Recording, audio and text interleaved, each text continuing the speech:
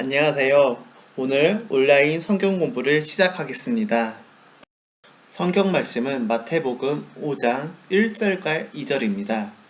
예수께서 무리를 보시고 산에 올라가 앉으시니 제자들이 나아온지라 입을 열어 가르쳐 이르시되 아멘. 마태복음이 이야기 글이기 때문에 독자인 우리는 마태복음을 예수에 관한 이야기 글로서 해석하게 됩니다. 그래서 우리는 상상 설교를 누가, 누구에게, 언제, 어디서, 왜, 어떻게 말하는지를 생각하며 상상 설교를 해석하게 되는 것입니다. 만일 상상 설교가 바리새인이 말한 것이란다면 우리는 상상 설교를 별로 중요한 가르침이 아니라고 생각할 것입니다. 그러나 상상 설교가 예수님의 교훈이라면 중요한 것이라고 생각할 것입니다. 그래서 마태복음이 이야기 글이기 때문에 상상 설교가 누구에 의해 누구에게 어떤 배경에서 선포되었는지를 이해하는 것은 상상 설교 해석에 아주 중요합니다. 그러면 오늘은 상상 설교의 배경을 알아보겠습니다. 첫 번째, 상상 설교는 누가 한 것인가요? 상상 설교는 본문 1절을 보면 명백하게 기록되어 있는 대로 예수님께서 한 것입니다. 그러면 예수님은 어떤 인물인가요? 우리는 잘 알고 있는 것처럼 예수님은 메시아, 부활하신 분, 하나님의 아들이라는 것을 잘 알고 있습니다. 그리고 상상 설교를 읽기 전에 마태복음 1장 1절부터 4장 25절에 배운 예수님에 대한 지식을 가지고 상상 설교를 읽게 됩니다. 마태복음 1장 1절에서 4장 25절에서 보여주는 예수님의 모습은 어떠한가요? 예수님은 성령의 역사 속에 마리아에 의해 탄생한 자로서 그 존재 자체가 보통 인간과는 다른 하나님의 아들입니다. 그리고 사람들을 구원할 메시아이고 사탄과 대적하여 승리한 지혜와 능력이 충만한 분입니다. 예수님이 본격적으로 구원 사역하기 위해 제자들을 모으기 시작했고 그 사역으로서 회당에서 가르치며 천국 복음을 선포하고 백성들의 연약한 것을 고쳐주셨습니다. 그로 인해 많은 사람들이 예수님을 따르게 되었습니다. 즉, 상상 설교를 전하는 예수님은 하나님의 아들이요 세상을 구원할 자로서 그 구원의 사역을 위해 제자들을 선택하고 또 백성들을 구원하는 사역으로 백성에게 복음을 전파하고 그들을 가르치고 그들의 약한 것을 고쳐주는 분입니다. 예수님이 상상 설교를 전함으로 우리는 상상 설교가 바로 인간을 구원하기 위한 하나님의 가르침이라고 생각하면서 상상 설교를 읽게 될 것입니다. 두 번째는 상상 설교는 누구에게 한 것인가요? 이 질문은 간단한 것 같으면서도 사실은 답하기가 어려운 질문입니다. 먼저 상상 설교가 시작되는 배경인 마태복음 5장 1절과 2절을 보면 이 설교의 대상이 제자들인 것 같습니다. 그러나 상상 설교가 끝나는 배경인 7장 28절과 29절을 보면 그 설교를 들은 사람은 무리들입니다. 우리는 앞에 살펴본 대로 상상 설교를 순서대로 읽을 것입니다. 마태복음 5장 1절과 2절이 상상 설교의 청중을 제자들이라고 알려주므로 상상 설교를 읽어가는 우리는 우선 상상 설교의 청중이 제자들이라고 생각하며 읽을 것입니다. 그러나 나중에는 우리가 무리들이 상상 설교를 들었다는 것을 알게 되므로 우리는 상상 설교를 무리들도 들었다고 생각하게 될 것입니다. 상상설교의 첫 부분에 예수님이 상상설교를 제자들에게 했다는 것이 명백하게 나타나므로 제자가 우선적인 청중이라고 생각할 것입니다. 다만 해상을 통해 상상설교를 무리들도 들었다는 것을 알게 되므로 우리는 예수님이 제자들에게 주로 말한 상상설교를 무리들이 어떤 방법으로든지 듣게 되었다고 생각하게 될 것입니다. 그러면 상상설교를 들은 제자들은 어떤 사람인가요?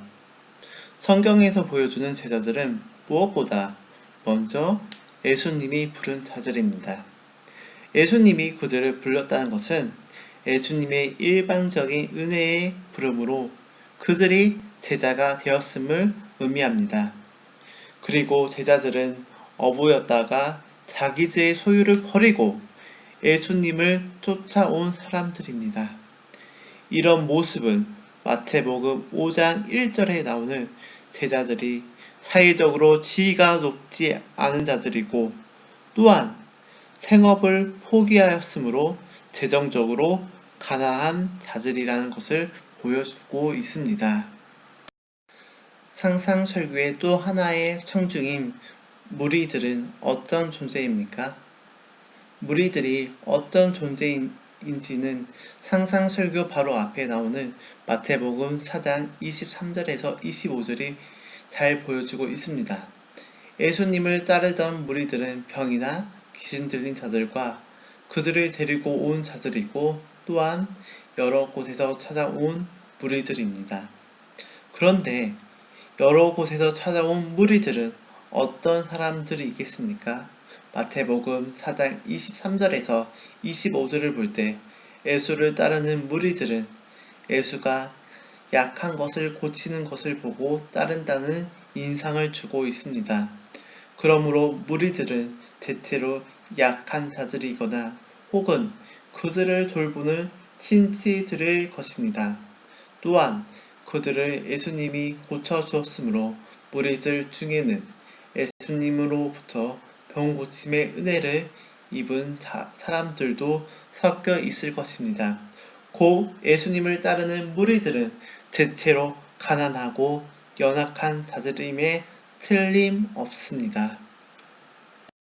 세 번째는 상상설교는 언제 선포되었습니까? 마태복음의 구성에서 상상설교는 예수님의 공생애가 시작된 지 얼마 되지 않아 선포가 됩니다. 예수님이 세례를 받고 시험을 이긴 후 본격적인 사역을 시작하면서 상상설교가 제자들이 뽑힌 시작한 시점, 예수님의 치유에 대한 소문을 듣고 많은 무리들이 예수님을 따르기 시작한 시점에 선포되고 있습니다. 상상설교 선포 시기는 이렇게 제자들이 뽑히기 시작할 때이므로 예수님의 제자가 되면 바로 이런 교훈에 따라 살아야 한다는 것을 보여주는 역할을 합니다. 그리고 상상설교는 치유를 바라고 예수님께 나오는 무리들 혹은 치유를 받은 자들에게 주어집니다. 상상설교가 주어지는 이치는 이적을 바라는 자들 혹은 이적을 체험한 자들에게 이적 체험 이상으로 중요한 것이 상상설교의 말씀대로 사는 것임을 보여주는 역할을 합니다. 네 번째, 상상설교는 어디서 선포되었습니까? 상상설교는 이름 그대로 산에서 선포된 것입니다. 마태복음의 저자가 자주 산을 계시의 장소로 묘사하고 있으므로 상상설교가 산에서 선포된 것도 이 설교가 하나님의 계시의 말씀임을 보여주는 것이라고 생각할 가능성이 더 큽니다. 하나님의 아들인 예수님이 산에서 상상설교를 선포한 것은 모세가 시내산에서 하나님의 율법을 받아 선포하는 것과 유사하면서도 동시에 모세와 비슷한 수준의 율법이 아니라 그보다 월등한 완전한 율법을 주는 것으로 볼 수가 있습니다. 다섯 번째, 상상설교가 선포되는 이유는 무엇입니까? 우리는 예수님이 백성을 구원하기 위하여 세상에 온 메시아라는 것을 알고 있습니다. 예수님의 사역이 마태복음 4장 23절에 나타난 대로 가르치고 천국 복음을 전파하고 약한 것을 고쳐주는 것이라는 것도 알고 있습니다. 결국 예수님의 가르치는 사역은 세상을 구원하려는 예수님의 사역 중 하나인 것입니다. 그런데 상상설교가 바로 예수님의 가르침이므로 상상설교를 전하는 이유도 백성을 구원하기 위한 것입니다. 그래서 상상설교는 인간의 구원과 직결되어 있는 가르침인 것입니다. 상상설교는 성도들이 구원을 얻도록 하기 위하여 예수님이 제자들에게 가르쳐 준 것으로 구원을 위해 필수적인 교훈인 것입니다. 상상설교를 읽는 우리는 이 점을 분명히 인식하지 못하면 상상설교를 아무리 많이 읽고 그 의미를 아무리 잘 알아도 별 유익이 없을 것입니다. 상상설교는 구세주로 온 예수님이 우리들이 구원을 얻도록 하기 위해 가르친 설교임을 인식하고 그런 긴박감 속에 읽어야 한다는 것입니다. 6번째, 상상설교는 어떻게 선포되었습니까? 상상설교는 물론 말로 선포되었습니다. 그리고 상상설교는 마태복음이라는 이야기 글 안에 나오는 등장인물인 예수님에 의해 선포된 것입니다. 따라서 상상설교는 마태복음의 문맥 안에서 당대의 수사학적 기법에 맞춰 읽혀지고 해석되어야 합니다. 지금까지 상상설교의 배경에 대해서 간단하게 살펴보았습니다. 그러면 이런 배경이 주는 메시지를 몇 가지 생각해 보도록 하겠습니다. 먼저 상상설교가 이렇게 제자들에게 주어진 것으로 상상설교는 그대로 일반 사회의 법이 되기는 어렵습니다. 상상설교는 예수님을 믿어 구원을 받고 하나님의 자녀가 된 자들이 이 세상에서 하나님 자녀답게 살려면 이러한 삶을 살아야 한다고 가르쳐 주는 것입니다. 그래서 상상설교의 가르침대로 살지 않는다 해서 이 세상에서 처벌을 받지도 않으며 또한 처벌하기도 힘듭니다. 결국 상상설교는 세상을 변화시키기 위해 세상이 지키도록 주어진 법이라기보다는 하나님의 구원을 받은 사람이 하나님의 백성답게 살기 위해 지켜야 할 규칙인 것입니다. 물론 하나님 백성이 이렇게 살게 되면 그 삶이 세상에 영향을 미쳐 세상을 변화시키게 될 것입니다. 이 사실이 가르쳐 주는 것은 신자들이 세상 사람들과는 다른 윤리 기준 속에 살아야 한다는 것입니다. 예수님의 제자는 세상의 기준이 아니라 하나님 백성이 살아야 할 기준으로 살아야 합니다. 세상이 가르치는 것보다 훨씬 높은 수준의 교훈을 주는 상상설교가 세상의 법으로가 아니라 제자들의 삶의 기준으로 주어진 것입니다. 이것은 예수님의 제자들은 세상의 일반 사회 구범보다 훨씬 높은 차원의 삶을 살아야 한다는 것을 보여주는 것입니다. 한편 예수님이 산에 올라가 앉으니 제자들이 나아왔고 예수님은 입을 열어 가르치기 시작하였습니다. 여기서 예수님의 앉은 모습은 유대 선생들이 가르치는 자세를 보여줍니다. 그리고 제자들은 그것을 보고 예수님께 나아왔습니다. 이것은 바로 앞에서 예수님의 사역 중 하나가 가르치는 것이었음을 알고 있는 우리가 깨달을 수 있는 메시지입니다. 그래서 마태복음 5장 1절에서 2절은 성도들이 예수님으로부터 어떤 이적, 도움, 물질적 축복을 받기 위해서만 아니라 배우기 위해서도 예수님께 나와야 한다는 것을 가르쳐 주는 것입니다. 예수님의 교훈은 구원과 관련된 것이므로 결국 이것은 종말론적인 축복을 얻는 길이기도 합니다. 이 모습은 예수님의 제자들이 구원의 길을 가기 위해 예수님의 윤리적 교훈을 끊임없이 배워야 한다는 것도 가르쳐주고 있습니다. 제자들이 산에 올라가서 상상 설교를 받은 것은 우리들도 세상의 복잡한 삶에서 벗어나 예수님과 조용히 만날 수 있는 계시의 장소로 나아가서 하나님의 말씀을 배워야 한다는 것을 보여줍니다. 우리가 조용히 그리스도와 만나는 시간이 부족하면 계시하시는 말씀의 체험이 부족하여 올바른 신앙생활을 할 수 없게 될 위험이 있는 것입니다. 상상설교가 끝난 다음 무리의 반응을 보면 무리들도 이 설교를 듣고 놀랍니다.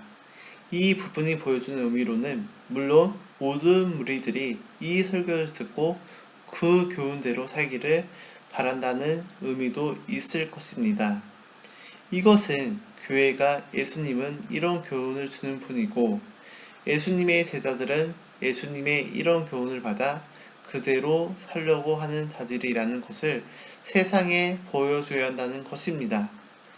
이럴 때에 제자들은 모든 사람으로부터 감탄과 칭찬을 받으며 하나님께 영광을 돌릴 수 있다는 것입니다.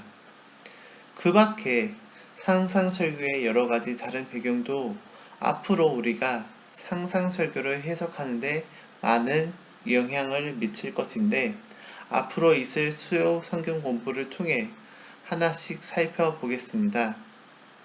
이것으로 상상설교의 배경을 마치겠습니다.